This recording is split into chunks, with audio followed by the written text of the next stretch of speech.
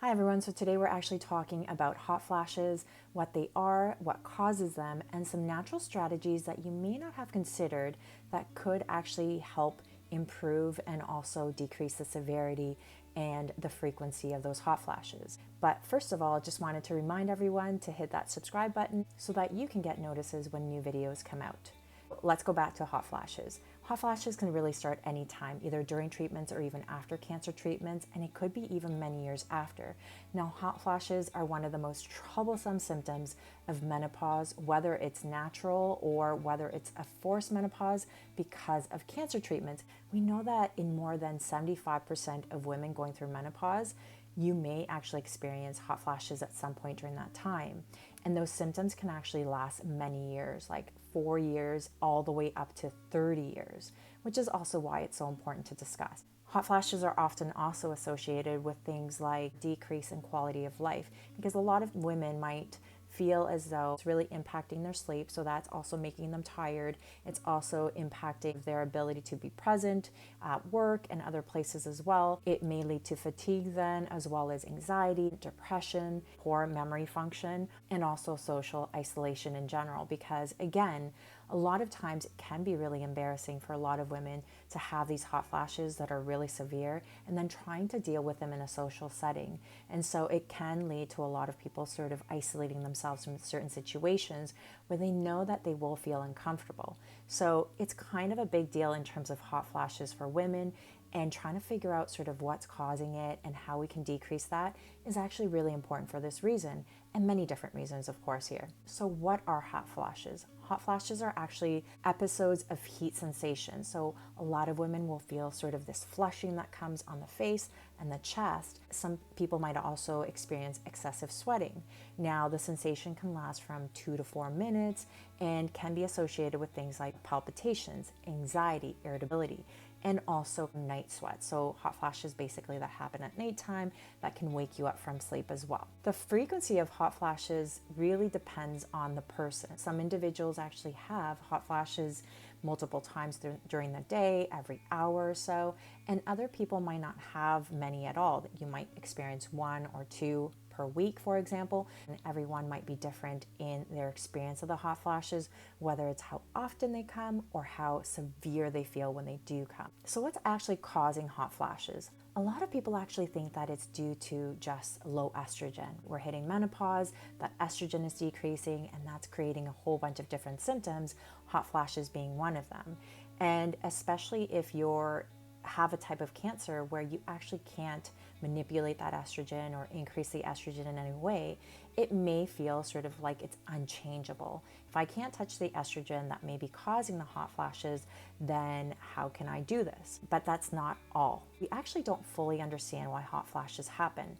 Low estrogen that occurs during menopause is sort of one part of that story, but there are many other mechanisms at play here that could actually be causing those hot flashes as well. And because there are these multiple factors that could be fueling hot flashes, that also means that there could be a lot of different strategies that we can start to hone in on. So it's not just one way of improving hot flashes by, say, increasing that estrogen that could be helpful, but there are many different ways that could also be helpful because this mechanism of hot flashes is actually quite complex. So if we modify a few things that could be playing a factor here, we could actually then feel improvements without even touching that estrogen level at all, especially if it's something that's concerning for you with your specific type of cancer history. The intensity of hot flashes in cancer patients in particular may be more severe, and that's something that you absolutely should know. If you have a cancer history, you've had cancer treatments, that your experience may just be more severe than what other women might experience who have never had cancer treatments and are heading into menopause as well. Sometimes if you're going through cancer treatments, you might actually experience what's called that 2.0 menopause. So you've already had menopause, gone through it even before your treatments,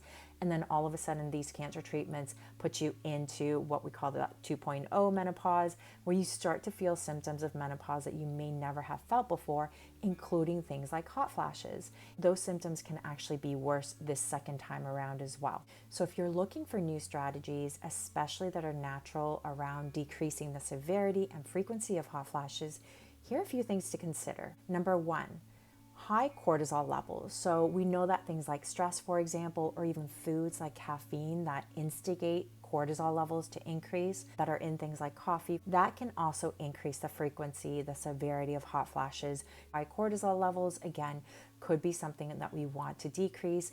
And that means not only decreasing the stress in your life, but also things that could act as stressors in your life as well. Hydration. We know that it can be really important to help proper temperature control, and most of us actually don't drink enough. So this is a simple thing to monitor and also adjust in order to see some improvements. Weight loss. What we do know is that being overweight or obese can actually make hot flashes worse. But so can weight gain, even if you're not actually overweight or obese. So getting to that ideal weight goal is important as well, but weight gain in itself has been linked to increased risk for hot flashes for those on hormone therapy, specifically things like letrozole and anastrozole, exemestane, for example, or tamoxifen. One study actually found that women who gained 10 pounds or at least 10 pounds since their breast cancer diagnosis were 2 times more likely to have hot flashes than women who actually maintained or lost weight.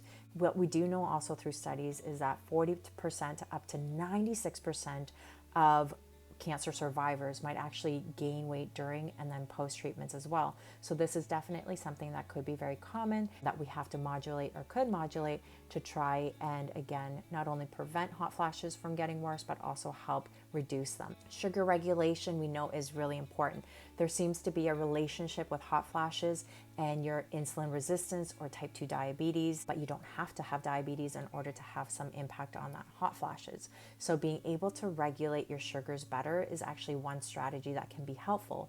One of the ways to actually regulate your sugar better is actually to make sure to include protein and healthy fats in all of your meals in order to buffer sort of the absorption of sugars and the breakdown of sugars really quickly and easily, as well as decreasing obviously simple carbohydrates, refined foods, processed foods, and so forth. Nutrient deficiencies is another one that a lot of people might not know about that could potentially have an impact on hot flashes. So we know that vitamin D deficiency, for example, could potentially lead to hot flashes or worsening of hot flashes, and just modifying that can actually be really helpful.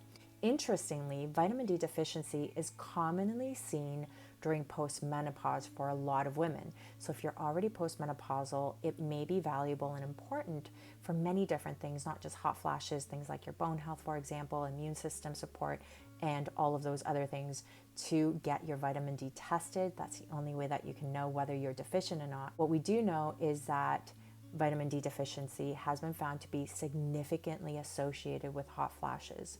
So just even being able to modify some of these nutrient deficiencies could actually be helpful in how we experience hot flashes. Reducing inflammation and oxidative stress is also really important.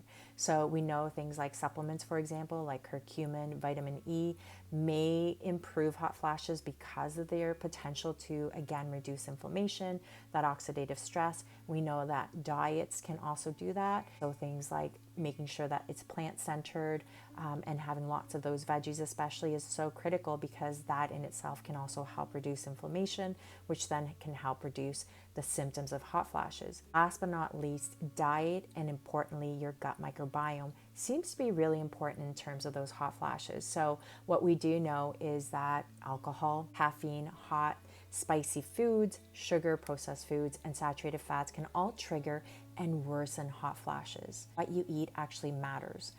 But higher intake of oily fish or things like veggies, like dark leafy greens especially, whole soy foods may also be beneficial, as well as just in general having a more plant-centered diet. While it was a small study too, there was a study of 84 women with moderate to severe daily hot flashes. And those that actually went on a low-fat vegan diet and included half a cup of cooked soybeans actually found changes in their gut microbiome or bacteria. Total hot flash actually decreased by 95%. That means that severe hot flashes actually disappeared for these women, and moderate to severe hot flashes were decreased. That's a pretty good result. This included severe night hot flashes as well, help improve that. Just the fact that your diet can actually change this in a good or negative way is actually one key reason why we need to focus on your diet, as well as obviously the impact that it can have on cancer prevention. I hope that's helpful to you, and I'll see you in the next one.